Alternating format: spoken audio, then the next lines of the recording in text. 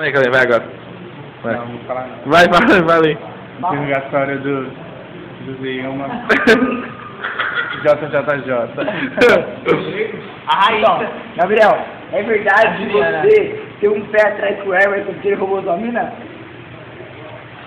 Mano, diga essa porra. Não, É o quê? Tem um pé atrás, tem um pé atrás com a Maricéia. Tem um pé atrás. Sai, filha da puta. É verdade. Não, É tem um verdade. pé atrás. Agora responde. Tem o pé atrás, É verdade. tem o pé atrás com ela. Aquela coisa que é verdade que o Wesley pegou a Juliana. É verdade? Que o Wesley pegou a Juliana? Lógico. Eu nunca agitei ainda. Falei, vai lá, pega lá. É verdade que ela conseguiu um beijão? Igual o seu, assim? Verdade. É igual a Júlia. Pegou o Everton e deu beijo mais que o seu. A cara vai com beijão. Cara, Será que a Raíssa te deixou com o cara que são um golfe, um carro? É? Não tinha nenhum patinete? Na verdade? Agora vem cá, o Pete, me ajuda.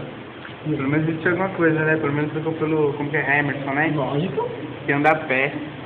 De bus. De bus. Entrou pra família Xavier. Pelo menos eu sei que vai. Gabriel. Aí é o mau pescador. Perdeu pro Everton. Peraí. Vai! Não.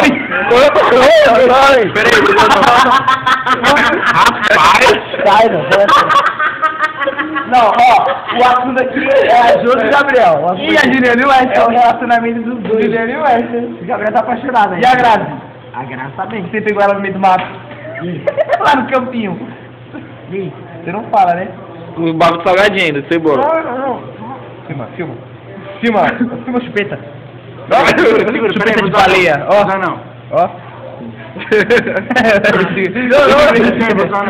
Não, fica assim. Segura.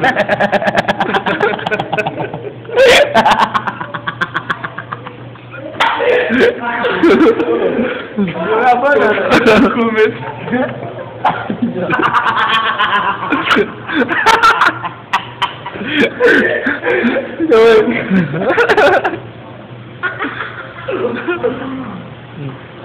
Ai, cara, vai. A líquido, cara. Moleque, até a líquido da rádio, gorda. Ai, que moleque é foda. Também? Hã? Deixa eu filmar um Não, pouquinho. eu sou o câmera. Filma a bochecha dele, vai. Filma aqui, Thales. Filma aqui, pega aqui.